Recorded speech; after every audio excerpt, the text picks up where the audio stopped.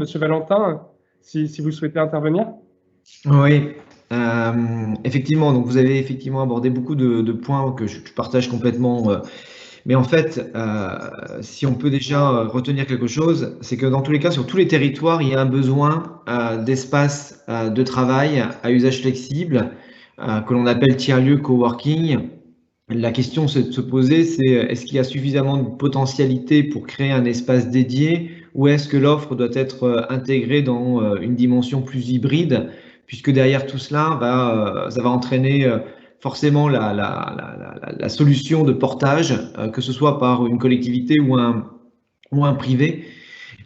Et surtout, et ça c'est le point important, c'est qu'il faut vraiment se focaliser sur les typologies de publics ciblés et en fonction de la caractéristique du territoire, mais parce qu'en fonction de la public ciblée, les leviers et je dirais la nature des actions qui seront engagées seront complètement différentes. Donc si on se focalise sur la partie télétravail, qui a été fortement évoqué et qui est pour nous le sujet qui a donné naissance à Relais Entreprise, comme je l'expliquais tout à l'heure, puisque c'est un jour coincé dans les embouteillages à Toulouse en 2011 que j'ai eu cette idée de créer des relais des salariés des entreprises, donc relais d'entreprise, en faisant construire dans une zone pavillonnaire, en face d'une crèche intercommunale, un espace de 160 mètres carrés de bureaux que je gère toujours aujourd'hui et qui est rentable en ce sens où je n'ai pas besoin de me payer pour le gérer et que la rentabilité, c'est avant tout l'équilibre économique entre les charges liées au remboursement du crédit, les charges d'exploitation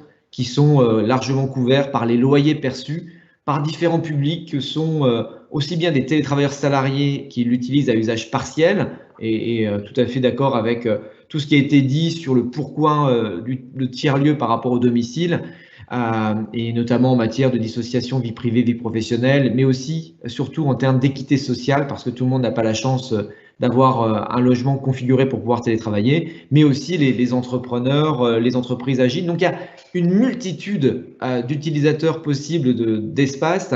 Et en fait, plus on va s'éloigner d'une métropole, en fait, plus la surface va se réduire dans une vocation dédiée, typiquement tiers-lieu d'activité, au profit d'une hybridation. Et l'hybridation, comme je l'évoquais tout à l'heure, peut être de deux natures. À la fois une hybridation en fonction des différentes thématiques de tiers-lieux, puisque le terme tiers-lieu est générique. Vous avez les tiers-lieux d'activité qui sont les coworking, mais vous avez les tiers-lieux culturels, les tiers-lieux d'innovation qui sont les Fab Labs, les tiers-lieux d'économie sociale et solidaire. Et en fonction, je dirais, des thématiques, au bout du bout, dans tous les cas, il y a du mètre carré.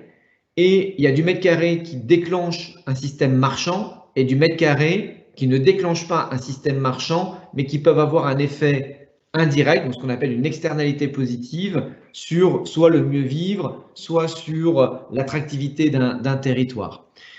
Donc, quand on est effectivement sur la cible des télétravailleurs salariés, on en est, nous, arrivé à la conclusion il y a déjà 3 ans, quand on a commencé à promouvoir notre espace, mais aussi les autres espaces qui ont rejoint le réseau Relais d'entreprise, puisque au-delà de l'expertise qui est la nôtre au niveau du bureau d'études Relais d'entreprise, où on accompagne les collectivités dans le dimensionnement de leurs espaces, on a plus d'une centaine d'études à notre actif, à l'échelle des communautés de communes, communautés d'agglomération. On a également très rapidement pris conscience qu'il fallait fédérer des espaces dont la vocation est d'accueillir des télétravailleurs salariés.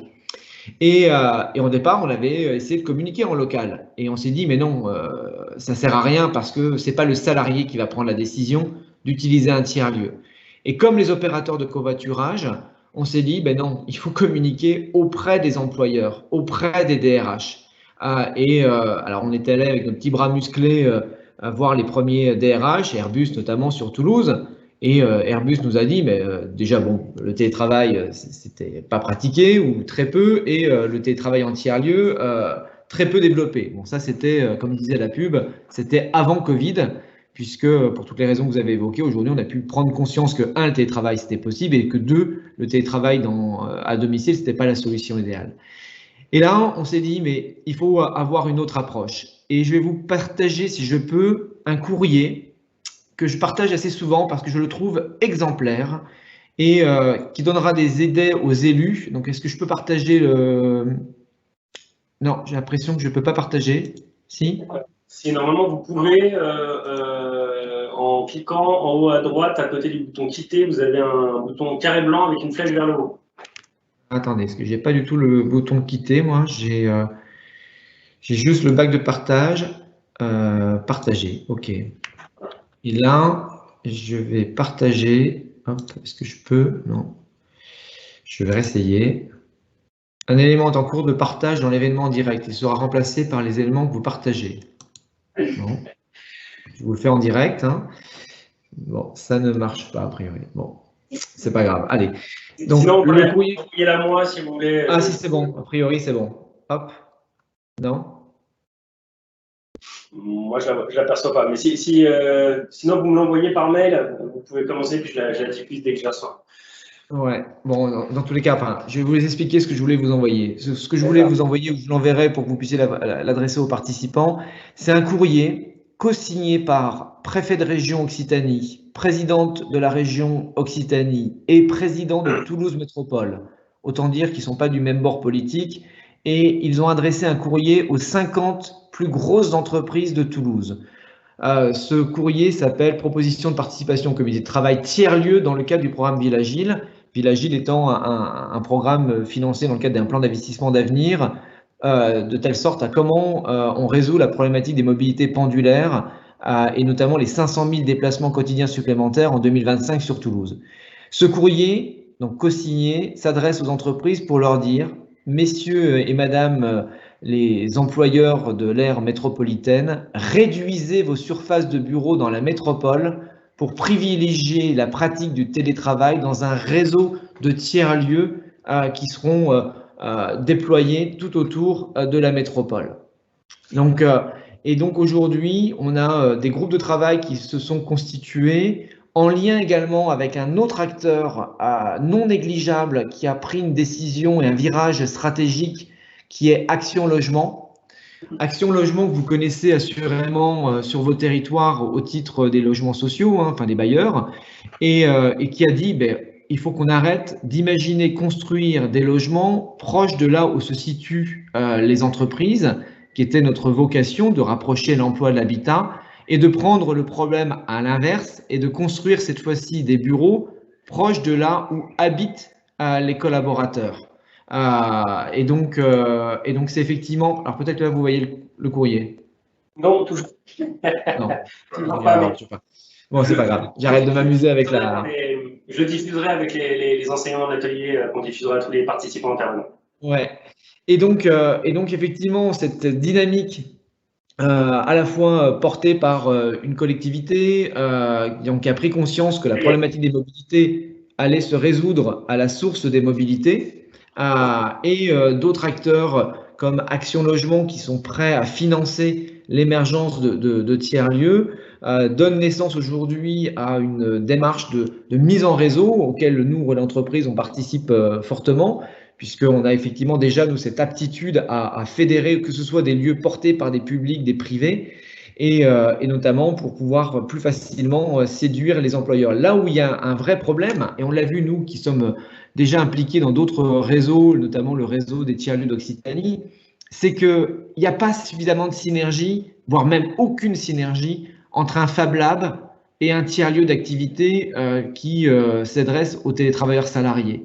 Et quand on essaie de se dire, OK, on va faire des actions communes, on n'y arrive pas, parce qu'on n'est pas sur les mêmes publics et pas sur les mêmes niveaux de communication, les mêmes échelles de communication.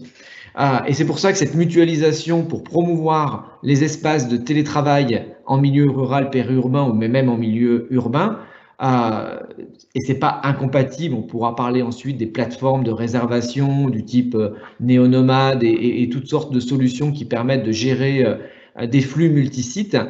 C'est une action dans laquelle vous devez vous inscrire, idéalement avec d'autres agglomérations, d'autres communautés urbaines qui sont autour de Paris-Centre. On travaille, nous, actuellement avec le Val d'Isère-Val de Seine, donc au sud Essonne, et la communauté agglomération Val d'Isère-Val de Seine a une ambition d'être un territoire télétravail friendly pour dire venez vivre et télétravailler sur notre territoire. Puisque là aussi, l'autre phénomène auquel nous, on s'intéresse fortement, qui a d'ailleurs donné naissance à la création d'une autre société qui s'appelle Vivre au Vert, que j'ai cofondée avec 4 autres associés là pendant la période de confinement. Donc, une plateforme d'aide à la sélection des territoires d'exode urbain, où parmi les critères de sélection d'un territoire, au-delà de sa distance par rapport à Paris ou d'un échangeur autoroutier, la pluviométrie, l'ensoleillement, le prix moyen du mètre carré, vous avez le critère proximité d'un tiers-lieu d'activité pour favoriser le télétravail, puisque, et ça c'est quelque chose de complètement inédit, je pense, depuis notre société, notre civilisation, pour la première fois, on peut s'affranchir de son lieu de travail pour déterminer son lieu de vie. Et ça va changer complètement la donne, à tel point que même des pays aujourd'hui en ont fait un axe de communication et un marketing très spécifique. Vous prenez les Canaries ambitionnent d'accueillir 30 000 télétravailleurs d'ici la fin de l'année.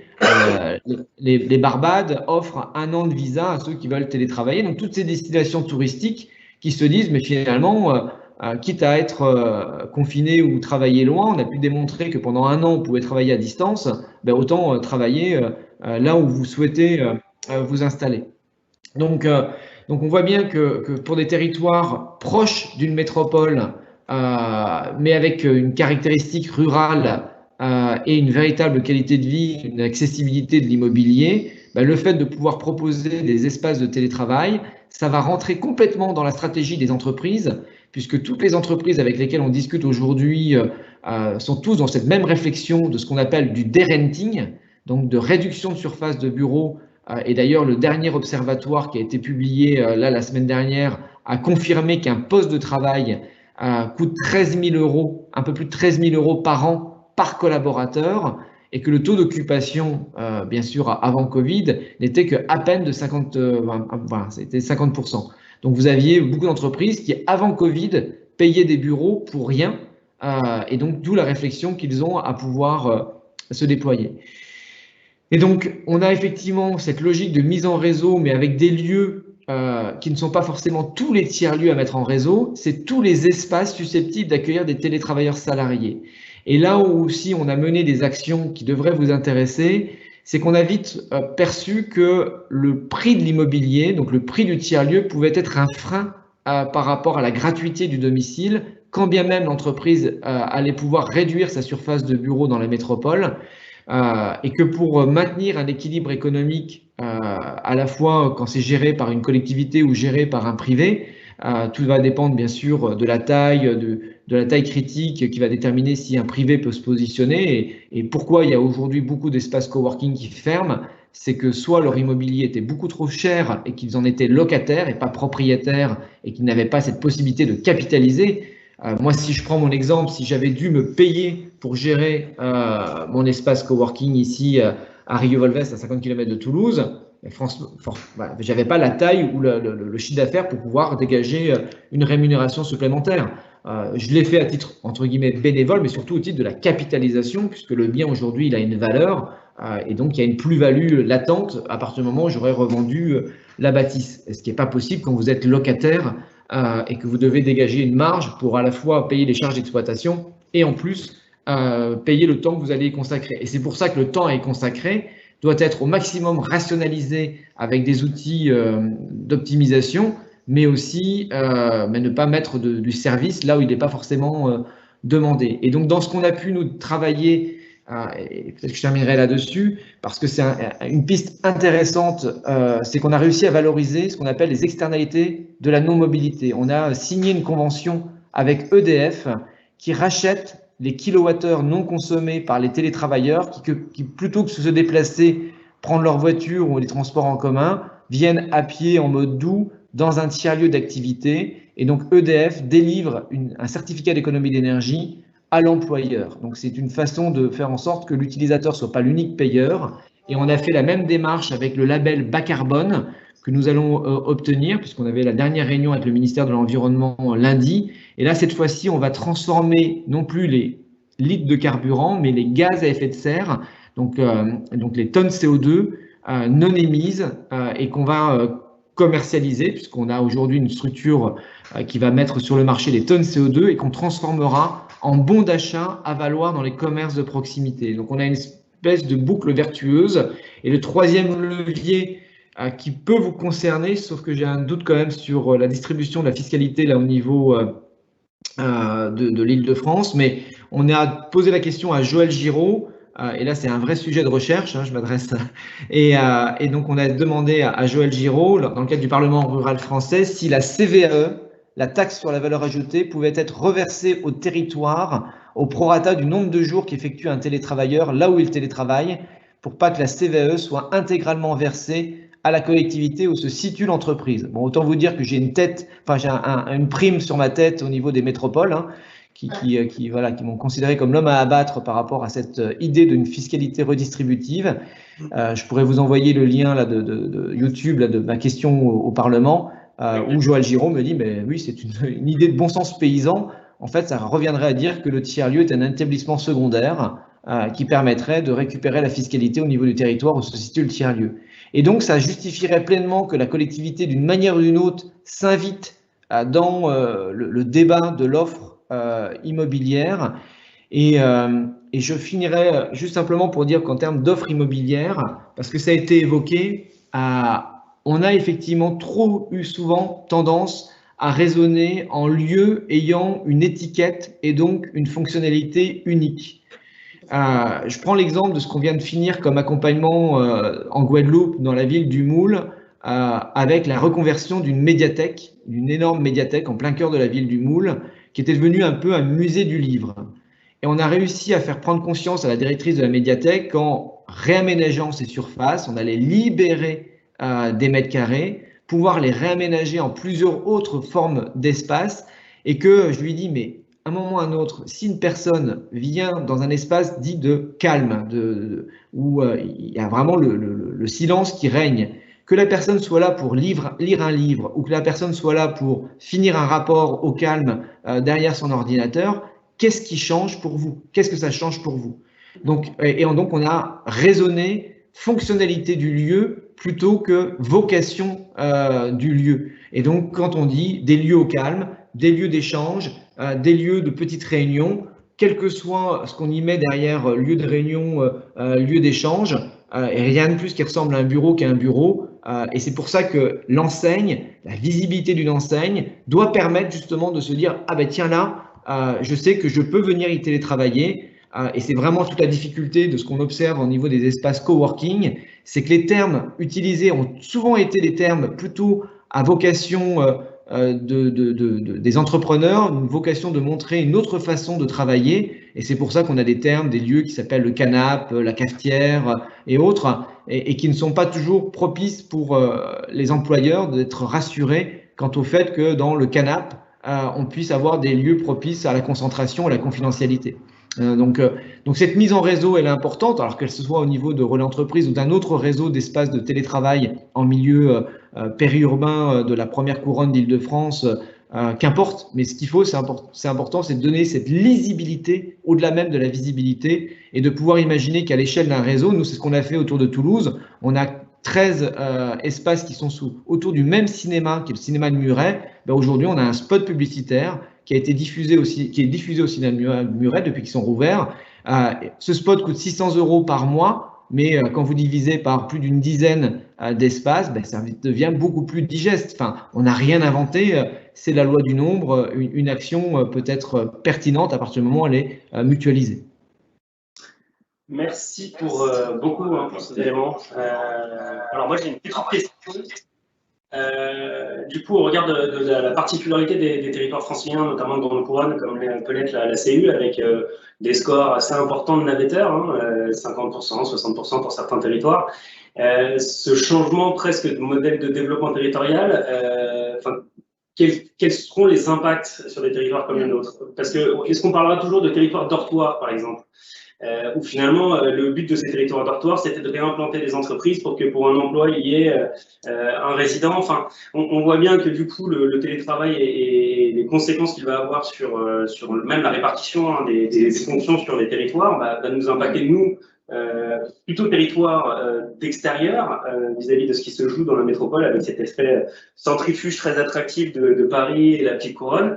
Et que du coup, un territoire comme le nôtre pourrait en tirer parti quelque part. Enfin, voilà, c'est un peu sur ça que j'aimerais avoir. Complètement. De toute façon, aujourd'hui, on va vraiment connaître un phénomène où, et c'est ce qu'on dit souvent, c'est que les habitants d'un territoire vont redevenir des vivants d'un territoire.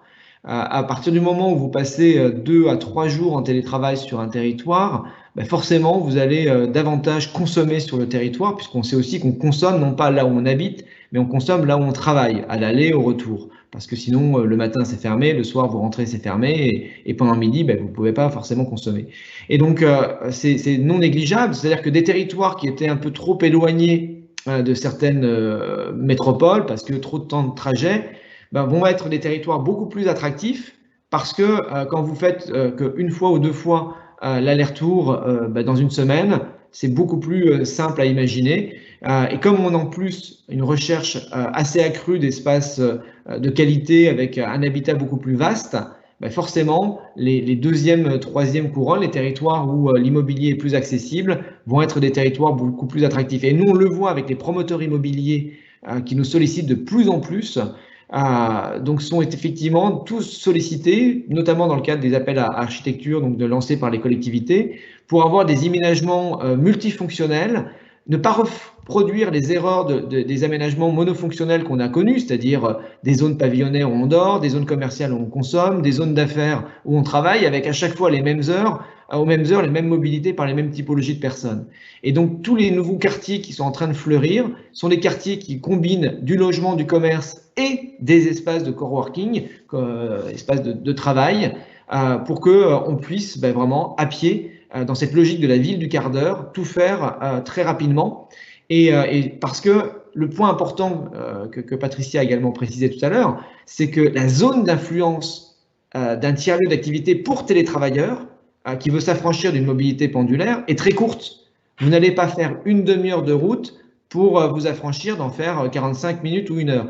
C'est un peu différent pour les entrepreneurs et les auto-entrepreneurs. C'est pour ça qu'il faut prendre chaque cible de façon bien spécifique et de se dire, mais en fonction de cette cible, quelle est la zone d'influence du service que je vais proposer et justement quel est le niveau de service que je vais proposer.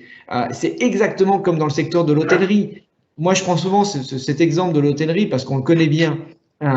Quand vous êtes dans un Ibis budget et que vous payez votre chambre 49 €, si on vous dit le matin que le prix de la chambre est passé à 149 € parce qu'il y a l'animateur de l'apéro quiz qui à 19 h a fait le show, vous dites, mais attendez, moi j'étais pas là pour l'animateur de l'apéro quiz, j'en ai rien à faire.